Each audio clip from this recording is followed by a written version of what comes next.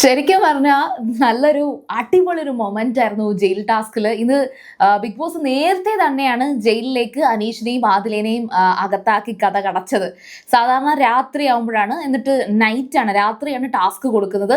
അതിനുശേഷം രാവിലെ വരെ, ഇപ്പം നാളെ എന്ന് പറയുമ്പോഴത്തേക്ക് പ്രത്യേകിച്ച് കോണ്ടന്റ് ഒന്നും ഇല്ലാത്ത ദിവസമാണ്. അപ്പം നാളെ രാവിലെ മാക്സിമം ഉച്ചവരെയൊക്കെ അവരെ പിടിച്ചിടാനുള്ള സാധ്യതയൊക്കെ ഉണ്ടെന്നാണ് ഞാൻ കരുതിയത്. പക്ഷേ ഇത്തവണ ആ ഒരു ജയിൽ ടാസ്കിന്റെ ആ ഒരു നോമിനേഷൻ കഴിഞ്ഞ് കുറച്ചൊരു സമയം കഴിഞ്ഞപ്പോൾ തന്നെ രണ്ടുപേരെയും പിടിച്ച് ജയിലിലിട്ടു.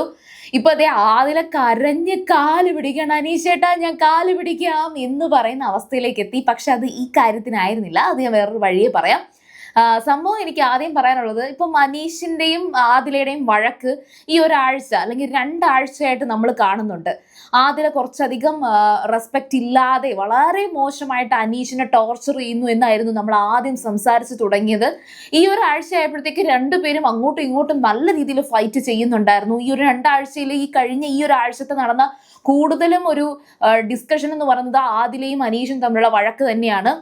ഈ ആഴ്ച ഇതിന്റെ പേരിൽ ആദില ഔട്ട് ആകുമോ എന്നുള്ളൊരു പേടി വരെ നമുക്ക് ഉണ്ടായിട്ടുണ്ട്. ഇത് സത്യം പറഞ്ഞാൽ ഈ ഒരു ജയിൽ ടാസ്ക് കഴിഞ്ഞ ആഴ്ച തന്നെ വേണമായിരുന്നു. അങ്ങനെയാണെങ്കിൽ ആദില ഔട്ടാകേണ്ട കാര്യം ഉണ്ടാവില്ല. ആദില ഔട്ടാകുമെന്ന് എനിക്ക് തോന്നുന്നില്ല. പക്ഷെ എങ്കിലും ഞാൻ പറയുകയാണ്, ഇന്നിപ്പം ഷാനവാസും നൂറയും അനുമോളും ഇവർ മൂന്നുപേരും കൂടെ ആയിട്ടാണ് കൂടുതലും അവര് ജയിലിൽ കിടക്കണമെന്ന് ആഗ്രഹിച്ച് അവരെ കൊണ്ടുപോയി ഇടുന്നത്. അവർ ജയിലിൽ കയറിയ നിമിഷം തൊട്ട് തന്നെ അവർ അങ്ങോട്ടും ഇങ്ങോട്ടും, അനീഷ ചോക്ലേറ്റ് കുറച്ച് മാറ്റി വെച്ചിട്ടുണ്ടായിരുന്നു. ചോക്ലേറ്റ് കൊടുത്താണ് അവരുടെ രണ്ടുപേരുടെയും കോൺവെർസേഷൻസ് തുടങ്ങിയത്.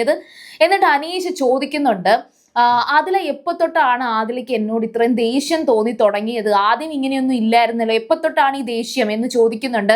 അപ്പൊ ആദിലയുടെ പ്രശ്നം എന്ന് വെച്ചാൽ ആദിലയുടെ അടുത്ത് റിപ്പീറ്റ് അടിച്ച് അത് ചെയ്യുന്നു പറഞ്ഞ് ചെയ്യിപ്പിക്കാൻ ശ്രമിച്ചത് തന്നെയാണ്. അന്ന് ആ രാത്രി മറ്റേ ലക്ഷ്മി ജയിൽ ടാസ്ക് ചെയ്യുന്ന സമയത്ത് ലക്ഷ്മിക്ക് മുന്നിൽ ആ കളിമണ്ണിന് വേണ്ടിയിട്ടുള്ള ഒരു മോഡലായിട്ടിരുന്നത് ആദിലയായിരുന്നു.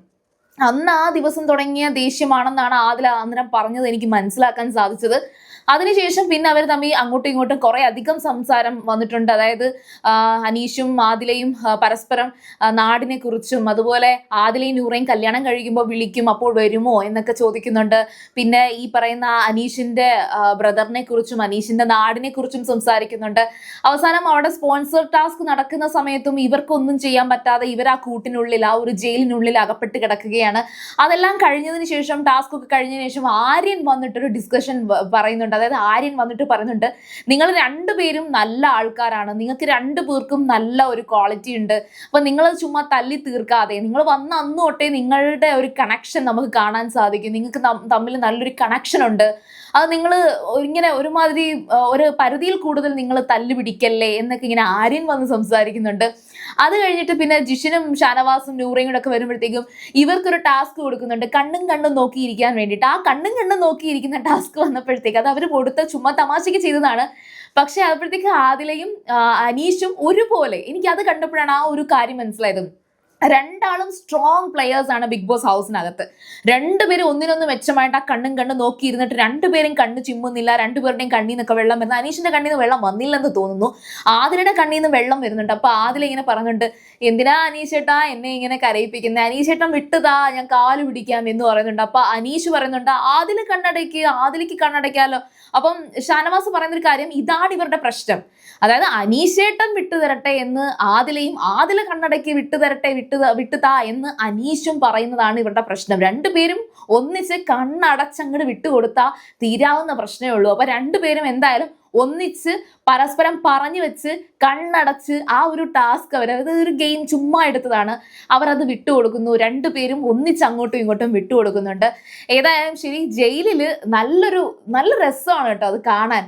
ശരിക്കും പറഞ്ഞാൽ ഒരുപാട് ഫൈറ്റ് ഈ ബിഗ് ബോസ് സീസണുകളിലൊക്കെ ഉണ്ടായിട്ടുണ്ടെങ്കിലും ഇതേപോലെ നല്ല മനസമാധാനത്തോടെ ഫൈറ്റ് ചെയ്ത് രണ്ടുപേരും കൂട്ടുകൂടിയ ഒരു ഫൈറ്റ് ഇതാണ്. നിങ്ങൾക്ക് എന്താണ് ഈ ഒരു കോംബോയെ കുറിച്ചുള്ള നിങ്ങളുടെ അഭിപ്രായം? അതുപോലെ ആദില ഈ സീസണിൽ ഔട്ട് ആവുമോ, പോയോ, എനിക്കറിയില്ല. ഏതായാലും ശരി, നാളെ അറിയാം. അപ്പോൾ സീരിയൽ ഗ്രാൻഡ്മ നിങ്ങൾ ഫസ്റ്റ് ടൈമാണ് കാണുന്നതെങ്കിൽ ഉറപ്പായിട്ടും ചാനൽ ഒന്ന് സബ്സ്ക്രൈബ് ചെയ്തിട്ട് കാണുക. വീഡിയോ ഇഷ്ടപ്പെട്ടാൽ ലൈക്ക് ചെയ്യുക, കമന്റ് ചെയ്യുക, ഷെയർ ചെയ്യുക. അപ്പോൾ ഞാൻ പോയി വരാം. ബൈ.